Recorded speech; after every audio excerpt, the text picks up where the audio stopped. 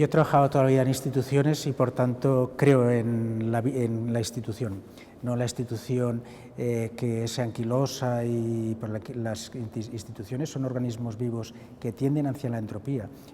Pero vaya, uno no puede imaginar el mundo, uno imagina el mundo a través de formas de organización, de formas institucionales. El problema viene cuando la forma institucional en la cual nos relacionamos o a partir de la cual nos organizamos, una de dos, o no es de nuestra época o la han pensado otros, no nosotros. ¿Qué ha ocurrido con el museo? El museo obviamente ha pasado de ser la institución privilegiada, una de las instituciones privilegiadas de la burguesía ilustrada, donde se conservaba el conocimiento, como la universidad, eran lugares protegidos, donde había libertad más o menos, libertad relativa para hacer todo un tipo de cosas. Y todo esto donde que se sancionaba la historia, una historia lineal, oficial, pero todo esto ha cambiado. Ha cambiado, en algunos casos, por formas brutales de injerencia, pero vamos a creer que estos son los menos y que solo ocurren en países que todavía no tienen cierto desarrollo social o democrático, lo sea, pero sí que hay otro tipo, digamos, de injerencia más sutil, más compleja. Primero, el museo no sanciona, ya no es el preceptor, como tampoco lo es la crítica. Tampoco sé si es bueno que lo sea, pero no lo es. Curiosamente, sin embargo, tiene una centralidad en la vida social, todos lo sabemos, en la reforma de ciudades, con los edificios de los grandes edificios de nombres de arquitectos importantes, en fin, todo esto que sabemos que ha ido ocurriendo.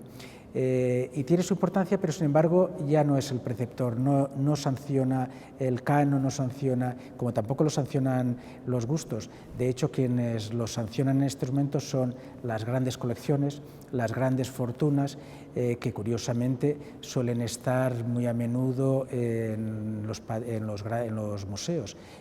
Son aquellos que van decidiendo, no tanto en museos todavía de una tradición más pública como es en Europa continental, pero sí en el resto del mundo. Esto por un lado. Por otro lado, existe esta centralidad y existe posiblemente esta cercanía entre el Museo de Ciencia y el Museo de Arte, en el sentido de que cada día hay más ruido, ruido real, cada día hay más hiperactividad, pero una actividad que posiblemente tenga muy poco que ver con la acción, en el sentido de Hannah Arendt, que tiene muy poco que ver con el conocimiento, es ir de un lugar a otro, apretar un botón. Aquí no se aprietan botones, pero se echan fotos, se hacen selfies. De hecho, me juraría cualquier cosa que más de alguna persona ha visto el Guernica con el selfie más que directamente. Con lo cual, efectivamente, se está produciendo un cambio de forma institucional y que no sé si es, bueno, no sé, claramente no es el que a nosotros nos interesa, ni desde el lado de la universidad, ni desde el lado... Entonces, yo creo que ahora tenemos un reto en replantear nuestras instituciones. Creo que siguen siendo absolutamente básicas, es básico el conocimiento y es básico la exposición, es básico la muestra como la exposición, la colección, como esta otra forma de conocer. Pero esto quiere decir que posiblemente tenemos que imaginar el museo de otro modo.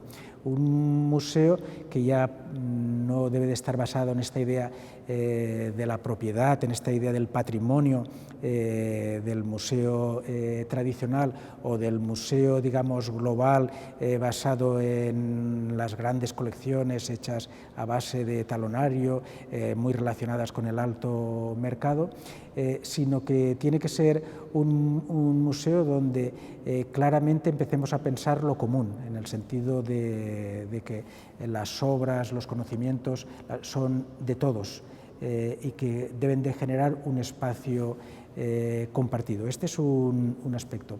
Otro aspecto es a diferencia del Museo Moderno o de este museo de Kunsthalle donde ocurre todo, pero no hay diferencia, donde puede haber, sí, como nosotros, documentos, cine, pero en la cual no hay ninguna tensión, ninguna diferencia entre estas diversas formas de producción cultural.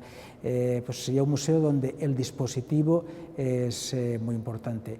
El tercer aspecto, un museo en el cual el público, la agencia, la educación, la pedagogía se piensa de otro modo.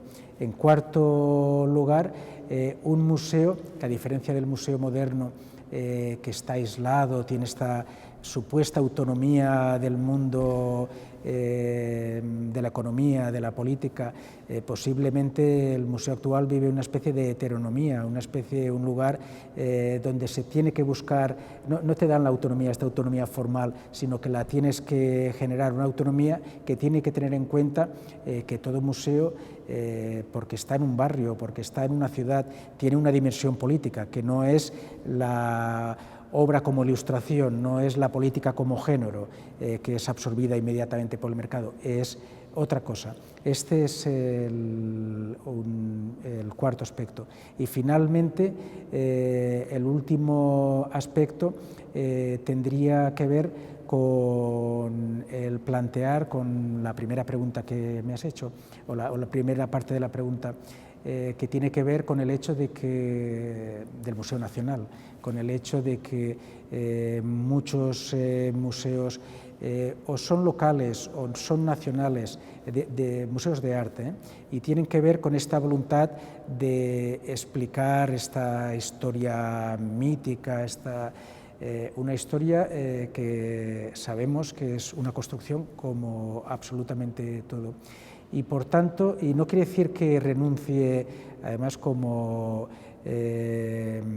valenciano que siempre ha mirado a Barcelona, digamos, todo este elemento de la identidad, de la historia, para mí es muy importante, pero no como algo rígido, como algo que genera límites, sino al contrario, algo que establece relaciones. Y por tanto, este replantear nuestra propia noción de identidad, nuestra propia noción de cómo se generan los límites, de cómo escribimos la historia, es otro aspecto que hoy en día es fundamental. Y creo, y es un poco en lo que estamos trabajando, que el imaginario de esta institución, que creo que puede tener un sentido importante en el siglo XXI, un sitio importante en el cual el museo, como lo fue en la Edad Media y lo fue en el siglo XVII y XVIII, no puede ir separado de la universidad del conocimiento. Los museos empiezan como gabinetes de curiosidades y estaban hechos no tanto para visitar, estaban hechos para el conocimiento, para la educación. Y en la Edad Media era al revés, los museos eran las bibliotecas, eran los lugares donde se almacenaba el conocimiento, y por tanto creo que esta aventura conjunta universidad-museo forma parte de esta nueva imaginación social, de este modo de imaginar las instituciones de otra forma.